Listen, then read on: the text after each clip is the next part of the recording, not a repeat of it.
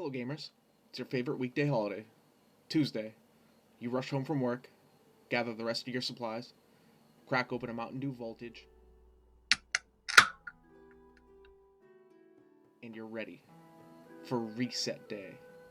The day when the only thing in front of you is opportunity and disappointment.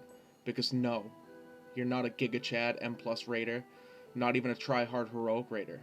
You're a completionist, a collector of birds. Fly to southern Onaran Plains, find Initiate Radia. We're on the last quest of a 5-day quest chain to get Lizi's reins. It's easy for anyone who hasn't done it. I'll post a supply list down below. But you just come back here once a day and turn in some stuff, talk to a couple people. I kind of like this zone. It reminds me of Nagrand. The mount isn't anything special, but it's real easy. It's just buy some stuff off the auction house. Most add-ons will have it anyway. And after that, we'll go do another daily quest, just one that's going to take a little bit longer in Zarla Caverns.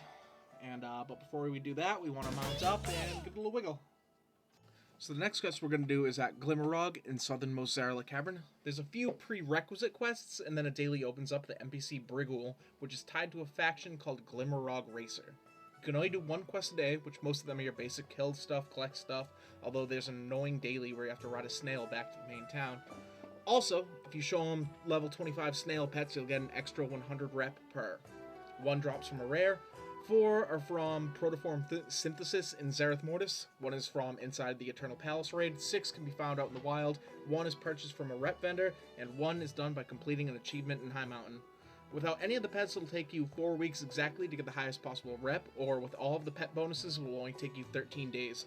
Once the rep is maxed out, you'll be rewarded with the mount Big Slick in the City. After that, we'll go to the Waking Shore, Obsidian Citadel, to pledge loyalty to either Sibelian or the most overrated loser should be in jail Time Wizard. We pick up a bunch of quests that can be done once a week. Be careful, in this area with decent gear, these elites can pack a punch. Also, I'm bad at the game, so I die almost immediately, like an idiot. That wasn't a sound effect, my neighbor's dog's yelling at people again, sorry if you could hear that. After spawning, I luckily find a group of people doing the same stuff, so I tag along with them. Kill some elites, plant some flags, then we take on 1 of 2 rares we need to kill, and again, almost die because I'm really bad at the game. And bonus, I don't remember what this quest is about, but we did find a steamy looking hot dog. But the whole point of this is when you get increased rep with either Sibelian or Rathion, you get access to gear, customization for your dragon, and if you get them both to max, each respective rep vendor sells an epic item. Boots and glasses. With both of them, you go to the NPC Something Lightfingers, and he gives you a harness in return, then fly a little bit south and find a tame mag mammoth, right click, and you get your mount. After doing the current weekly content we're interested in, we're going to go to Antorus and try for the Shackled Urzul mount. I love this raid, I love this expansion, and I'm so happy that it's easily soloable now. I'd recommend after the first boss picking up the skips that are offered by Turalian. Once completed, one brings you straight to Emanar, and the other brings you to the Exhaust, where you can run straight to the second to last boss, Agrimar. Now that we're the last boss, let's see if the loot gods can bless us a little bit this week. Nope. Damn it. Nope. Piss. Nope. Shit. Nope. Ass. Well, that didn't work, so let's try our luck with Bakugan, which came out in patch 8.2. This island is great. Everywhere you turned, there was some event, achievement, something to work towards and or collect, and even had a laser beam. It's got some of the best looking transmog in the game, and when it launched, it came with an 8-boss mega dungeon. I liked it a whole lot more than Nazjatar, which came out at the same time. So now, we'll kill the first 3 bosses, then it's time for everyone's favorite mechanic.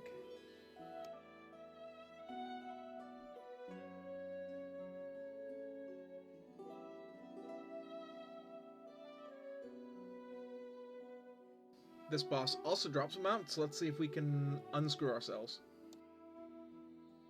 Nope.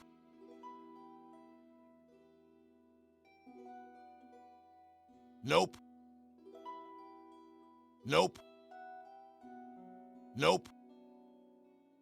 Nope. Piss. Let's take a break from that and go to Zereth Mortis and the Shadowlands. I didn't spend a lot of time here, but I'm catching up now. Kinda glad I skipped it because it's a lot less painful than doing it while it was current. The theme of the zone is completely unique to WoW. Sort of Biomech meets Dune meets Prometheus. I don't know. It didn't have as much engaging content as Mechagon, but I'm still fond of the zone. Some of the items you have to acquire here are downright painful, though. For this next part, we're going to use my extended lockout with the Sepulcher from last week so we can avoid the first boss that I wasn't able to solo.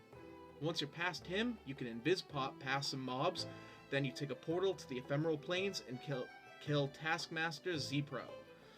But you have to make sure he has at least 3 stacks of synergy on him when he dies, which he gets via the number of mobs around him.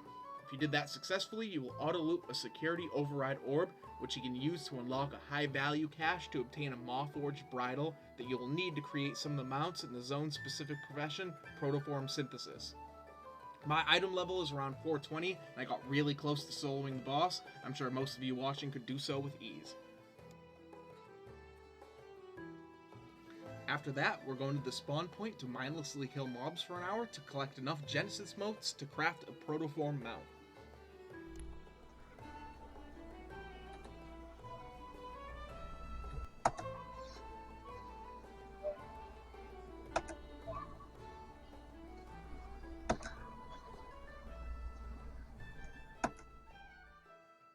Once we have enough motes, we'll fly over to the Protoform crafting station at the northmost point of Zereth Mortis called the Dread Portal. By the way, why did they need 2 different crafting stations? One for pets and one for mounts? I don't know. When we get there, we realize we haven't said hi to the cute boy Popopok in a while, so we summon him and then go craft a super badass robot frog. All of the mounts and pets here look amazing, and if you're only farming for specific ones, it really isn't all that bad. Getting all of them, though, will take a long time. Because we're gluttons for punishment, we're going to take our weekly trip to Freehold to try to get a red parrot, because red is way cooler than green. This is one of 3 dungeon mounts that released with the Battle for Azeroth expansion, and each dropped from their respective dungeon's last boss. Freehold, Underrot, and King's Rest. Freehold is the fastest and easiest as you're able to basically run straight to the last boss.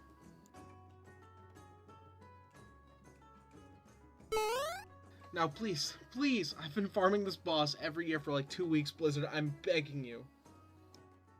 Nope.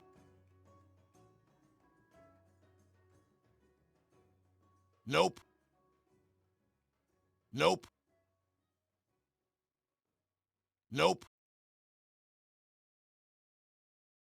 Nope. Nope. Why? Why do we do this? Why do we beat our heads against a wall every week until we puke? Only to get excited again come Tuesday like peasants. Oh, right. That's why. All jokes aside, I think most people play this game because, well, at least in my case, life doesn't feel complete without it. My life doesn't feel right without a little bit of World of Warcraft.